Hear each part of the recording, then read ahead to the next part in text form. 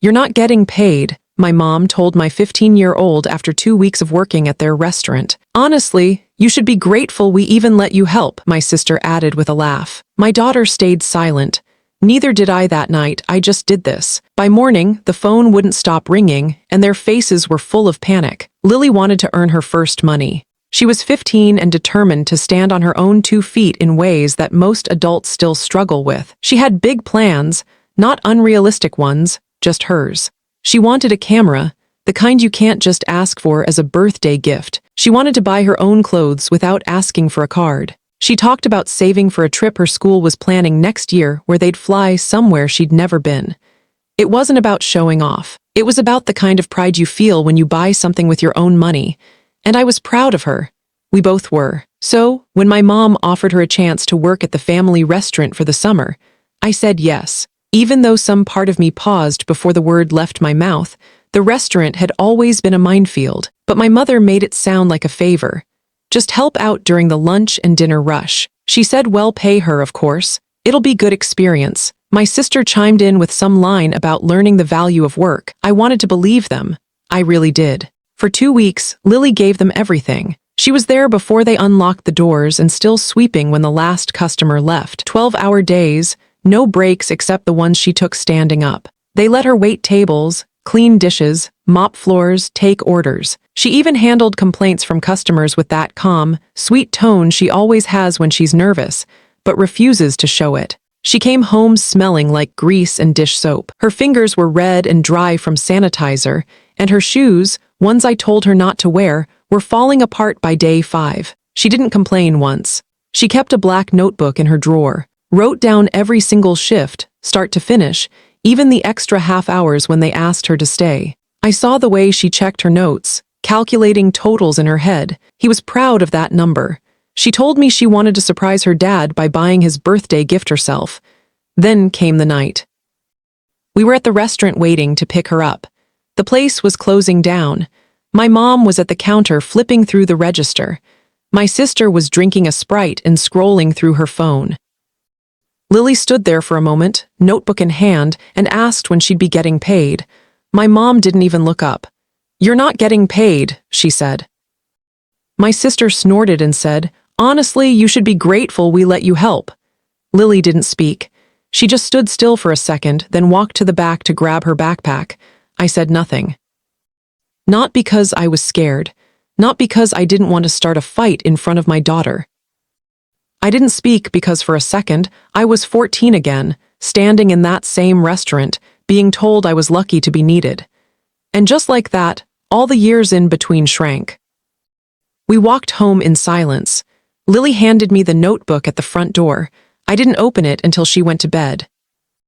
There were hours on every line, full shifts, notes in the margins like extra table and cleaned walk-in fridge.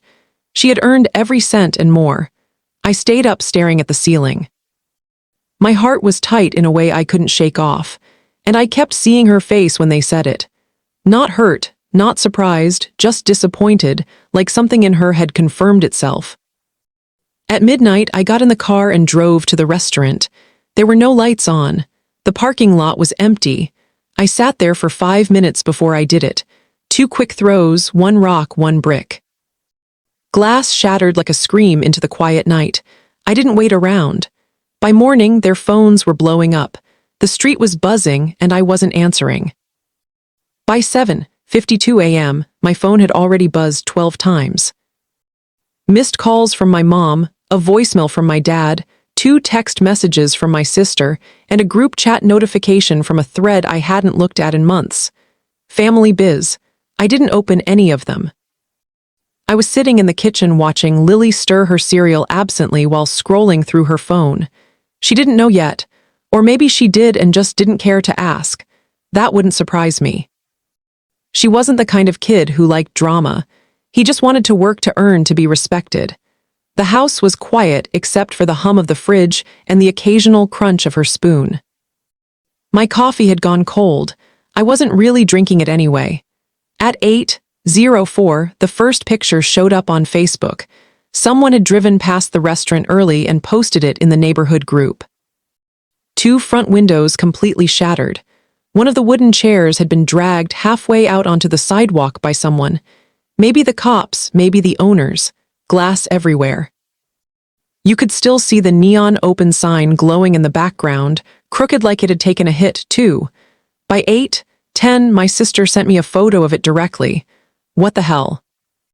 Do you know anything about this? I didn't answer. At 8:17, my mother tried calling again. Someone vandalized the restaurant. Call me back now. Then we're going to involve the police. This isn't a joke. And then 10 minutes later, did Lily see anything? He might have heard something. Get her talk. That last one made me laugh out loud.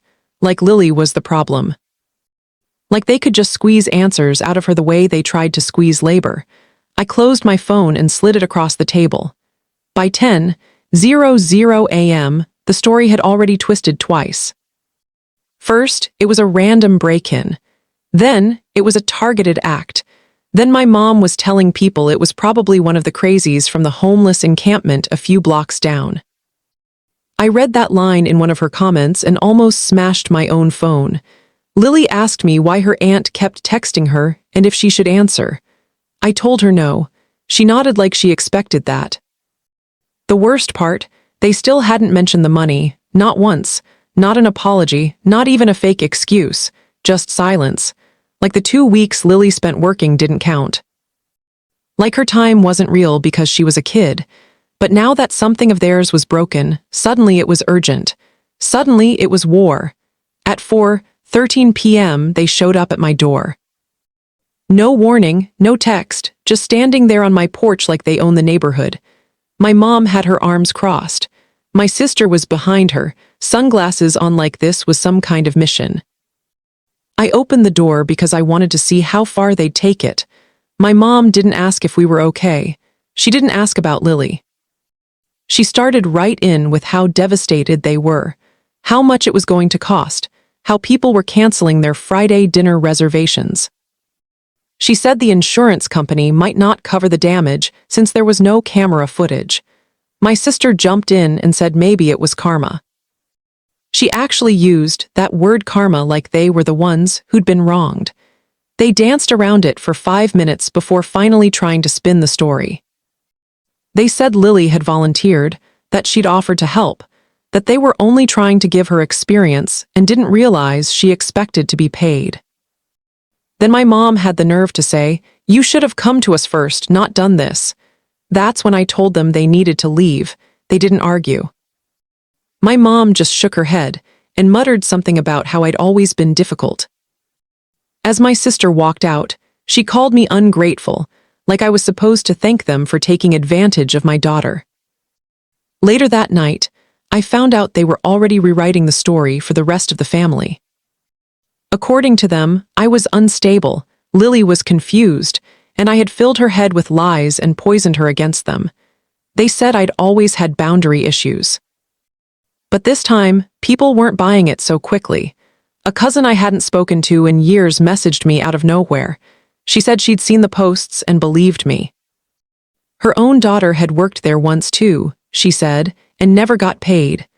Then someone else spoke up, a woman from church who used to bake pies for their holiday specials. She said they still owed her $50. The stories started unraveling quietly but fast. Still, there was no apology, no admission. They weren't sorry, just scared, embarrassed, and desperate to control the damage. And I realized it wasn't over, not even close. The next few days were a blur of whispers, sideways looks, and nonstop phone calls that I stopped answering.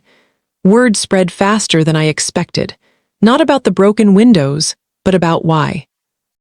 People were connecting the dots. The girl who worked 12-hour shifts for free, the daughter of the woman who supposedly lost her mind overnight. By the end of the week, a local parenting Facebook group was flooded with comments. Some people had screenshots. One woman shared a photo she'd taken of Lily at the restaurant just days before everything happened, apron on, handing out menus, exhausted smile on her face. Someone asked if child labor laws applied, and that opened an entirely new storm. It stopped being about me and became about them. My mom tried damage control. She posted a vague, half apology about being a close-knit family, about misunderstandings, about how young people don't always understand how businesses work. It got 6 likes and 17 laughing emojis. Then came the meeting. Not an official one, just one of those things you're expected to attend when you're part of a big family and live too close. It was Saturday afternoon at my aunt's house. Everyone was already there when Lily and I walked in. The room went quiet. I could feel my mom watching from across the room. She started talking before anyone asked. She said there'd been a misunderstanding. Said the restaurant was struggling. Said she never meant to make Lily feel unappreciated. If anything, she thought we should have been grateful for the opportunity she gave her. That's when I snapped. I told everyone the truth, that Lily was promised pay. That she wrote down every hour because she was told she'd be compensated. That they used her, laughed at her, and then acted like she was ungrateful for wanting what she earned. I told them about the notebook, about the shift where Lily skipped dinner because they needed someone to cover an extra table, about how my sister laughed in her face when she asked for her wages. Then I told them what I did. I looked straight at my mother and said, "Yes, it was me. I broke your windows. I didn't break in. I didn't take anything. I just wanted you to feel something." For once, the room was silent. My uncle muttered that he would have done worse if someone treated his kid that way. My cousin, the same one who messaged me earlier, said out loud, "They never paid me either." That cracked everything open. Stories poured out. Quiet ones, unpaid favors, free labor. Emotional debts that were never acknowledged. Almost everyone in the room had their own version. Some people nodded. Some looked away. My mom stood up and left halfway through. My sister followed, throwing one last comment about me always making a scene. That night, I didn't sleep. I sat at the kitchen table while Lily slept in her room, the window cracked open to let in the night air. I felt calmer than I had in days. Not because it was over, it wasn't, but because the silence had finally broken. People had seen them, really seen them, and I still had one more thing to do. They needed to feel it where it hurt. Not their pride, their pocket. At 2:40 a.m., I walked the 3 blocks to their house. I knew exactly where my dad parked his car. I had a knife in my jacket pocket. Nothing dramatic, just a small one from the junk drawer, the kind you use to cut fruit or open packages. Still, it felt heavy the whole way. The street was dead quiet. A distant dog barked. A streetlight buzzed overhead. Their house looked exactly the same as always, cracked porch step, plastic flower pot with no plant. My dad's car sat under the tree, parked the way it had been for years. I stood there, hand in my pocket, replaying everything. Lily's shifts, their silence, my sister's smirk. My mom counting cash like it meant nothing. I wanted to do it, then my phone buzzed. I stepped back and checked it. "Mom, are you still awake?" Lily, 2:43 a.m. I froze. It wasn't fear that stopped me. It was knowing she was awake. The way she worded it, like she knew, like something had pulled her out of sleep to check on me. I walked home instead. When I opened the door, Lily was sitting on the couch, wrapped in a blanket, her notebook resting on her lap. She didn't want revenge. Lily wanted dignity. She said it was never really about the money. She just wanted them to admit, out loud, that what they did was wrong, that they lied and used her. While I was angry, she was trying to turn it into something better. She didn't want them to pay. She wanted them to learn. Then things started unraveling on their own. Rumors spread. Former employees spoke up online about unpaid work and mistreatment. A local food blog picked up the story. Inspections followed. Clients pulled out. The restaurant closed early for the first time in years. For once, my parents couldn't control the narrative. A few days later, my dad showed up at our door. He said they handled it wrong, but wouldn't say it to Lily. I told him it didn't matter unless he apologized to her directly. He left. Lily later said, "They don't think I matter." "They think you do." That stayed with me. Eventually, my mom asked to apologize publicly.